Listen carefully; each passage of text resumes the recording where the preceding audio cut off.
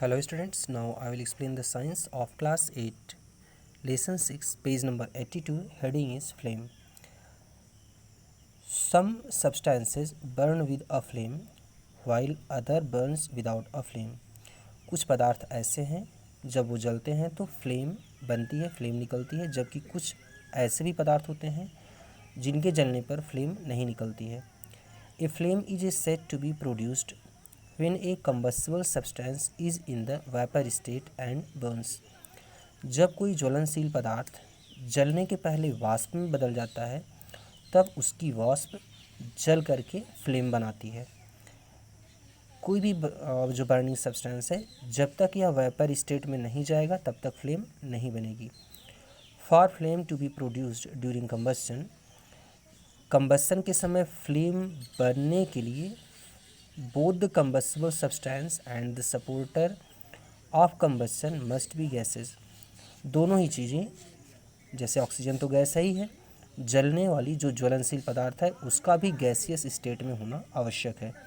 जब दोनों चीज़ें गैसियस स्टेट में होंगी, सपोर्टर और कंबस्टिबल सब्सटेंस, तब जाकर के फ्लेम प्रोड्यूस होती है. A flame is shining zone. एक फ्लेम क्या होता है? एक ऐसा क्षेत्र होता है जो चमकदार होता है. आपने देखा होगा कि फ्लेम जो है चमकती है.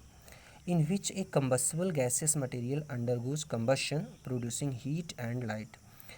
एक्चुअली इस फ्लेम में होता क्या है, जो कंबस्टियस मटेरियल होता है, जो ज्वलनशील पदार्थ होता है, पहले यह गैसियस स्टेज में जाता है. जैसे मान लो हम मिट्टी का तेल जला रहे हैं तो मिट्टी के तेल में जो लिक्विड हमें दिख रहा है पहले यह वेपर स्टेट में जाएगा और फिर वेपर स्टेट में अब ऑक्सीजन भी गैसियस फॉर्म में होती है और मिट्टी का तेल जो केरोसिनॉइल है यह भी गैसियस स्टेट में चला गया. या हमने मोमबत्ती जलाई है तो जो मोमबत्ती कैंडल का वैक्स है यह भी गैसियस स्टेट में चल जाता है और फिर गैसियस स्टेट में कंबस्शन होकर के फ्लेम बनता है, हीट और लाइट प्रोड्यूस होती है. Luminous flame. A yellow flame which produces heat and appreciable amount of light is called a luminous flame.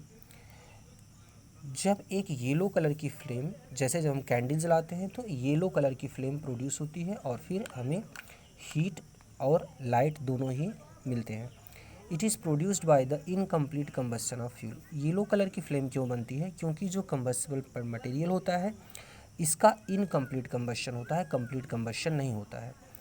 When the availability of air is insufficient. और ऐसा इसलिए होता है क्योंकि ऑक्सीजन की मात्रा कम होती है, या हम ये कहें कि एयर की मात्रा कंबस्शन की जगह पर कम होती है, इसलिए ये येलो कलर की फ्लेम प्रोड्यूस होती है. और साथ साथ में कालिख भी बनती है. आप ये देखेंगे कि जहाँ पर आप कोई दिया रखते हैं अगर घर पर, तो आप ये देखिए कि ये दिए का जो फ्लेम होता है ये पीले कलर का होता है और अगर आप इसके ऊपर कोई चीज़ रख देंगे तो वहाँ पर काला काला सूट कालिख जम जाती है. तो इसका कारण यही होता है कि जो कंबस्टिबल मटेरियल होता है इसका इनकम्प्लीट कंबस्शन होता है और इनकम्प्लीट कंबस्शन के बाद कालिख बनती है. अगला है स्टूडेंट्स, और इसका एग्जांपल होता है जैसे कैंडल या जो दिया घर में हम जलाते हैं इसका इनकम्प्लीट कंबस्शन होता है और ल्यूमिनस फ्लेम येलो कलर की फ्लेम हमें दिखाई देती है. आगे है नॉन ल्यूमिनस फ्लेम. ऐसी फ्लेम जो हमें दिखाई नहीं देती है. आप एग्जांपल में इसका ले सकते हैं, दिखाई तो देता है लेकिन ये ब्लू कलर का होता है. जैसे एलपीजी सिलेंडर हमारा जहाँ जलता है, आप इसको देखिए कि जो भी आपने गैस के ऊपर बर्तन रखा है, जब आप एलपीजी जलाते हो तो आप ध्यान से देखिए इसकी कलर ब्लू कलर की होती है, हल्का सा ब्लूइश होता है. A blue coloured flame which produce very little light is called non luminous flame. जो नीले रंग की लौ होती है यह बहुत ही कम मात्रा में लाइट प्रकाश निकालती है, हीट बहुत ज़्यादा निकलता है, इसी को हम नॉन ल्यूमिनस फ्लेम कहते हैं, अदृश्य लौ कहते हैं. A non luminous flame is obtained when the fuel is completely burn. Non luminous flame तब बनती है जब किसी भी फ्यूल का कंप्लीट ऑक्सीडेशन होता है, कंप्लीट कंबशन होता है. In other words, when a fuel undergoes complete combustion, या दूसरे शब्दों में हम कहें कि जब भी कोई ज्वलनशील पदार्थ या कोई ईंधन का कंप्लीट कंबशन होता है क्योंकि वहाँ पर ऑक्सीजन की पर्याप्त मात्रा होती है, a non luminous flame is produce. तब वहाँ पर नॉन ल्यूमिनस फ्लेम बनती है जो कि हल्के से ब्लूइश कलर की होती है, जैसे एलपीजी सिलेंडर में हम देखते हैं. अब आप देखो स्टूडेंट्स, एलपीजी सिलेंडर में आपका जो चूल्हा है एलपीजी गैस का, इसमें छोटे छोटे छेद होते हैं और हर छेद के चारों तरफ ऑक्सीजन की पहुंच, या हम कहीं कहें एयर खूब पहुंचता है, क्योंकि दो होल के बीच में एक जगह होती है, खाली जगह ज़रूर छूटी रहती है।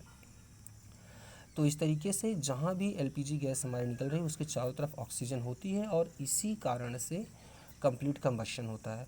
और जब ये चूल्हे का छेद हमारा ख़राब हो जाता है, हमारा चूल्हा पुराना पड़ जाता है, तो वहाँ पर आप देखो कि अब जो फ्लेम निकलती है, या हम कहें ख़राब चूल्हे से जो फ्लेम निकलती है, येलो कलर की होती है, क्योंकि यहाँ पर इनकम्प्लीट कंबशन होता है, ऑक्सीजन की पर्याप्त मात्रा नहीं मिल पाती है। अब स्टूडेंट्स, अगली हेडिंग है structure of a candle flame. अब हम एक कैंडल फ्लेम का, कैंडल जलाएंगे और उसके फ्लेम का स्ट्रक्चर समझने की कोशिश करेंगे। A candle flame consist of 4 zone. जब हम कैंडल को जलाते हैं तो उसकी जो फ्लेम है, इसमें 4 जोन, 4 क्षेत्र होते हैं। दीज आर, ये कौन कौन से जोन्स हैं?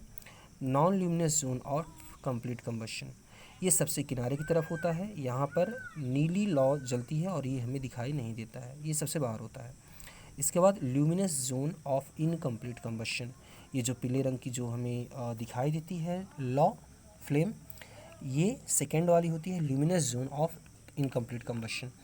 इसके बाद जो बीच में होती है डार्क जोन और जोन ऑफ नो कंबशन, जो बीच में एकदम सेंटर में आप देखेंगे लौ के, तो ये काला काला जो हिस्सा दिखता है वो डार्क जोन होता है या जोन ऑफ नो कंबशन होता है, और एकदम किनारे की तरफ ब्लू जोन होती है।